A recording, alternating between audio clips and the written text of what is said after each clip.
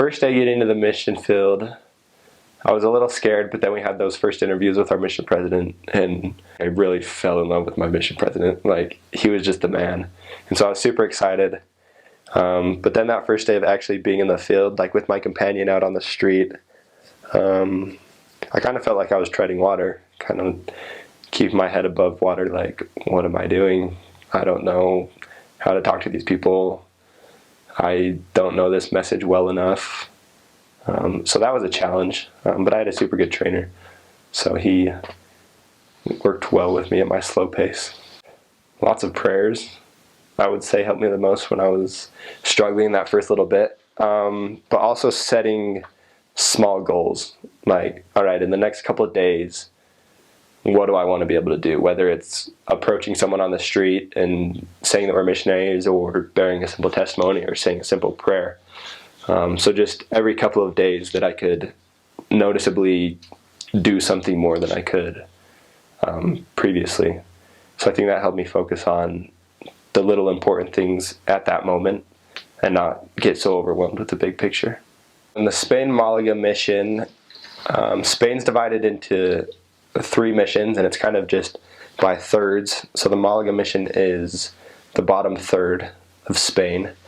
It's kind of like the white painted buildings like on the hill, or like the olive vineyards that you kind of think of like in the movies. A lot of coast. In our mission, the smallest it ever got as far as missionaries was like, as when I was there, was like 203, and the biggest was like 225. So I got there along with the age change with that big group. So I was there for like the whole influx. Mission president was President Monty Max Deer, and he's originally from Oklahoma but lives near here in Alpine, and he's just the man. And his wife, she's awesome too. We called her Mama Deer. So the schedule in Spain was a little bit different because, like, the Spaniard schedule is pretty off. They go to bed super late and then wake up late. Like, everything's just pushed back hours. Like, they would have dinner. We'd get invited to go to dinner at like 10 or 11. People would ask if we wanted to come over and have dinner. And they would have lunch at 2 or 3. So to adjust for that, our schedule was different as well. So we, depending on summer or winter, each schedule was off by half an hour. But in summer, we wouldn't get up till 7:30, and then we'd go to bed at 11:30. So that was pretty different. It was weird to think, like, as I was getting back to my apartment, my friends who were on missions, like, were in bed asleep. So I felt kind of rebellious. But so we'd wake up, have our exercise time, get ready, get dressed, personal studies, companionship studies. Depending if it was winter or summer, we'd either do language study in the morning or in the afternoon. Because in the middle of the day they have, it's called mediodía. And so you just take basically 3 hours out of the middle of your day and go back to your apartment because everyone in Spain is asleep. They just take a big siesta, a big nap. So we would go back and have lunch, have another little bit of time to study. If we didn't have language study in the morning, then we'd do it in the afternoon, area book. So it was kind of hard having that big chunk of time because you kind of like wind down, and then when it's time to go out, you're just relaxed and you're got to psych yourself up a little bit. So then we'd go out. I don't know how it was with many other missions, but we didn't have a time, like a slot to eat dinner in the evening, like that hour, just because our lunch was so late. So it's eat a big lunch, at like 2, go out and tract and teach until 10 or 10:30, depending on when you had to be back, and then get back and plan and eat something quick and then go to bed. Areas I served in, if there are any Star Wars fans, I served in Sevilla, and there's a landmark in Sevilla called the Plaza de España, and that's where parts of, I think it's episode 2 was filmed. Oh, episode 1. It was episode 1. Yeah. So that was super cool. Sevilla's a super old, pretty city. It's where Christopher Columbus is buried, and I feel like there's some other random facts about it. I also served in a little town outside of Malaga, right on the coast, so we talked to a lot of tourists. Every once in a while, some members on vacation would take us out to lunch. I was also in Granada, where the Alhambra is, which I think is one of the 7 wonders of the world. I was in Alicante, and another small city called Torrevieja, which is also on the coast, and in Gibraltar. So technically, I guess I served in England for a little bit of my mission. Got to play with some monkeys and eat some fish and chips. So my favorite thing about the Spanish people, at least the ones I came in contact with in the South in my mission, was just how open and loving they were. Like, they didn't really care that you weren't Spanish or wherever. Like, they really just take you in and love you, especially if you can get past like that initial meeting, like that initial wall that everybody has, not just Spaniards. But as soon as you get past that, like, your family, they always invite you over for like lunch or ask if you want to come over for dinner or dessert or whatever. We always got invited to watch soccer games, because soccer is huge in Spain with Real Madrid and Barcelona. So people would always ask us, like, what are you doing for the game this weekend? Like, you want to come over? We're going to have food and friends. So that was kind of difficult, because it was like, no, like, we can't. They're like, oh, you don't like soccer? No, we got these rules. Yeah, so probably just how open and loving they are, especially once you get to know them. They're super loving people. I would say make a connection with them first, because especially when it came to religion, they were super quick to throw up a wall. And as soon as that happened, it didn't matter, what you said. If you changed the subject, that wall was up and they weren't going to talk to you. So I would say if you could establish common ground first, not just try and force your message upon them, even though it's something that we know that they need. If you can just be their friend, and then you can become their missionary. I think that was something that helped a lot that I learned. All right, so the Spanish people and the Spanish culture, it's a little different throughout Spain from what I've heard. I guess up north where it's a little bit colder, like in Barcelona, the people are a little bit more reserved, a little bit more closed off and rude. But in the south, it's, I imagine, like the South in the States, like people are a lot more relaxed, and in the evenings they just go and like throw up some folding chairs outside their door, and like the whole street just kind of hangs out and talks and yells. And so in the South, it was super relaxed. Everyone was super nice for the most part. Not a lot of people wanted to talk about religion, because up until I think it was 78, Spain was under a dictator. And so Catholicism was kind of forced on them. And so when you brought up religion, at least the older generation kind of had a bitter taste in their mouth about it. So they didn't really want to talk to you about it. And the younger generation was a little bit atheist, or at least agnostic. So that was a little bit challenging. But as far as just, having conversations with people or asking them questions or whatever, they were super nice. Especially to Americans. They really like Americans. The food in Spain was delicious. Super good bread, super good rice, super good seafood. They have a dish called paella. It was my favorite thing I've ever eaten in Spain. You could get it with chicken or with shellfish or with steak or whatever, but it's just rice and a bunch of vegetables. And it's super good. What else about Spain? It's super old. There's a lot of history. It's been inhabited and run for a long time by Muslims, and for a long time by Jews, and now it's technically by Christians, with the Catholic kings, like Ferdinand and Isabella when they sent out Columbus.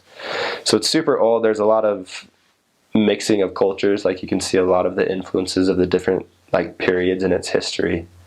So that was one of my favorite things, like, besides sharing the gospel, just learning more about the country and just everything that's happened over the last 2,000 years in there. I think it was Paul that went to Spain, that he says he's going to Spain. So not a lot of countries get a shout out in the Bible, but Spain did.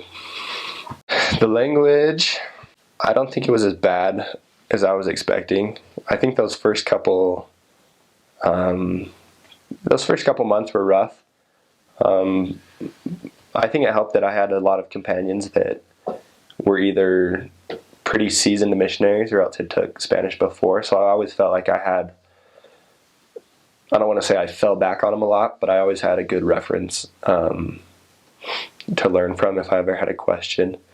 And also the Spaniards thought it was super funny, like this American like stumbling through their Spanish. So even if you were talking super slow and like not making sense, probably because they thought they were funny or you were funny, but they'd listen really well and like kind of help you along.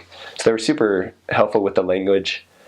And I think one thing that helped a lot was just taking advantage of language study. It's something that our president emphasized a lot. And in the handbook, it says like 30 to 60 minutes a day of language study, like depending on your president. And he was always like 60 minutes. Like take advantage of that and learn the language. So I think utilizing that time helped a lot. Just focusing on key things that I needed to learn and then learning those first. Because like the understanding as you hear it really comes like quicker than you think, especially when you're just immersed in it. And not being afraid to make mistakes. I think those first couple of weeks I was like, well, I'm going to say something and sound super dumb. And then I realized like, yes, I am going to say stuff and sound super dumb, and that's just how it's going to be, and that's how I'm going to learn. So I think once I accepted that, it came a lot easier, and I was a lot more comfortable with saying what I did know, and if I didn't know it, trying, and if not, I'd get corrected, and then I'd learn it. Know why you're going out. I saw a lot of missionaries, and I think I was guilty of this for the first little bit of my mission. I was out there for all good reasons, but I don't think I was out there 100% for the best reasons. I think it's good that people go out, but it's also sad, especially when people go out, because their parents want them to, because it's expected of them, because they've grown up in Utah and everyone goes on a mission. I think everyone can figure out what those best reasons are to go. And I think just cementing that in your heart that you're not out there to learn a language, you're not out there to, experience this new culture, make new friends. Like these are all bonuses that happen with the mission, but really you're out there because it's the Lord's work and because He's entrusted you with the opportunity to go find the lost sheep that need you. So I would just say making sure that you know what your purpose is and that you're out there because you want to be there, because you know why you're there, and yeah. One thing that I did have to learn on my mission was how the Spirit talks to me. Going into my mission, like you read all your friends' emails, and it took me a while to realize that what you read in their emails is like the highlight reel from their week. Like they're giving you all the best points. So I remember when I first got to my mission, I'd go through my week, or actually through my day, and I'd be like, where are these super awesome spiritual experiences that I read in all my friends' emails? Like, why aren't I having these? So it took me a while to understand that like how the Spirit communicates with me isn't how the Spirit communicates with my friends. That it's something individual to me, and also that what I'm reading in their emails is the best of their week, not the average that I have every day. Like I'm also going to write the best experiences in my emails home. But one experience that I love that has really stuck with me, and I shared it in my homecoming, and I think every time that I've spoken since then, I was about a year out in my third area, and it was in an international branch because it was a coastal city, and a lot of expats would come live in the south of Spain just because it's super nice weather, which is hard to find in Europe. It's just warm and sunny. So they'd come down and live by the beach, and so we were serving in this international ward that we would have to translate each week, and one of the members from England brought a friend that she met the other week who was from Belgium named Beatrice. And Beatrice was super smart, but English was like her fourth language. She didn't speak Spanish. And my companion was from Ecuador, and he didn't speak English. So we would teach her right after church because she could only come on Sundays. So we'd go on splits, and I'd have this old member that was from Ireland, and another member would be my companion, so that I could teach this lady in English because my companion couldn't really help. And so we'd have to teach super slow and super basic, which is good because English was, like I said, like our fourth language. So we were teaching her about the Book of Mormon and, following up on what she read. And so towards the end of the lesson, I was like, all right, Beatrice, like, do you have any questions, anything that I can clarify or explain better, anything that you're confused on? And she kind of just like paused for a minute and like thought about it, kind of like looked down at the Book of Mormon and was like thumbing through it. And she was like, I don't always understand like what you guys are telling me. Like sometimes it goes over my head, or like we don't communicate well. But she said, but I do know what I feel when I read in the Book of Mormon and when you guys teach me, and I know that it feels good. And this was like in broken English. But it was just super special to me to think that it's not my words that are teaching her, that are helping her like come closer to Christ, but it's the Spirit, and that doesn't need a language to communicate. Like it doesn't matter if I'm speaking English and she barely understands English, that the Spirit can testify of what she's reading and what she's hearing, and that she can still know all the same that it's true. If I could go back and see Beatrice and make sure that she's still reading the Book of Mormon, I used to keep in really good contact with her. I haven't emailed her in, it's probably been 2 or 3 months. So I'd probably just give her a hug since I can now. Give her a hug, tell her I love her, and, tell her thank you for being allowed to teach her, and, just ask how things are going. Just continue to be her missionary and be a friend, and, help her if she's struggling with someone, just with something. Just doing what I can to help. Just letting her know that she had support. How my testimony grew from my mission. I don't think it broadened a whole bunch as far as like learning new doctrine, but like my roots got a lot stronger. Like my testimony about like the basics and how important they were, especially seeing like members that were strong and then, stopped reading their scriptures or whatever. Like there's such Sunday school answers like pray, read your scriptures, go to church, pay tithing. Like you're like, yeah, duh.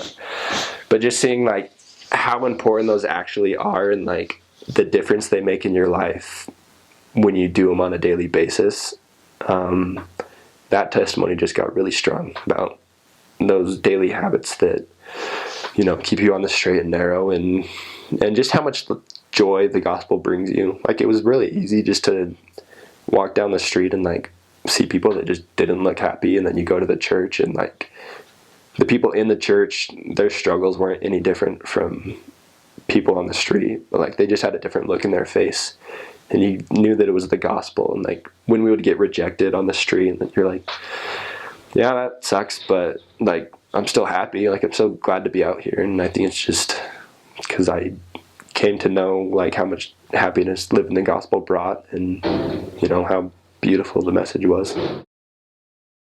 One of the biggest spiritual lessons I think was probably being humbled and learning that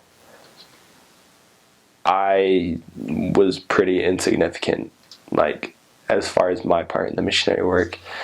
So in one of my areas, I had a companion. We were together for 2 transfers, and we just killed it. Like we did super good as far as like Spain went. Like I wouldn't compare it to South American missionaries, but like as far as Spain went, we had a super good 3 months. Like things were going well in the ward. Like we were getting people to church, baptizing people, teaching a lot of lessons, finding people. And then he finished his mission, and so I got a new companion, and I was just pumped. Like, and this new missionary, as soon as he got there, he's like, I've been hearing all these great things about this area. Like it's booming, and I'm super excited just to keep killing it. And then it just like everything nosedived. Like we didn't change what we were doing. We were still doing the same thing as a week ago, 2 weeks ago, when we were having a bunch of success. But it just tanked. And I was super frustrated and then just like praying like, why is it so sucky right now? Like, why is the work so slow? And I don't remember like how the revelation came, like whether it was during personal studies or, you know, in church or whatever, but I just remember like I was getting cocky. Like I was forgetting how important the Lord's hand in it was, and I was thinking like, I'm a good missionary, like I know the language well, I know these lessons, like I'm good with the scriptures, like I can do this. So I think the Lord, well, I know that he knew that I needed to be humbled, and so I think that was one of the biggest lessons, and something that, you know, I still apply today, that as good as I get at something, like I'm still pretty insignificant and there's still a long ways to go, and especially like compared to God, like we're nothing, but you know, with him we can do all things, whatever he needs us to do. It was in my second area with my third companion, and we might have been on exchanges, so he might not have been there, but I stayed in the area, and some appointments fell through, so we decided to go knock a building just to go see what we could find. And so we knocked on one door, and like it was my turn to present ourselves, and I had a pamphlet in my hand. And so first of all, I'm not sure how this guy opened the door, but he opened the door, and like first thing I did is went to hand him a pamphlet, but this guy didn't have any arms. So like he just kind of looked at me like an idiot, like, what do you want me to do with that? Like, you want me to use my arm that I don't have to grab this? And so like I saw that and just kind of was like a deer in the headlights and didn't know what to do. So it was a super awkward like 5-second silence while I was trying to hand an armless man a pamphlet, and then my companion took over, and so I just felt like an idiot, but it was super funny after. The first thing that I would do is jump in the sea. For like 16 out of the 24 months, I was serving in a coastal city, and it just eats at you. Like you just see people going down to the beach all the time, and you're just like, one day.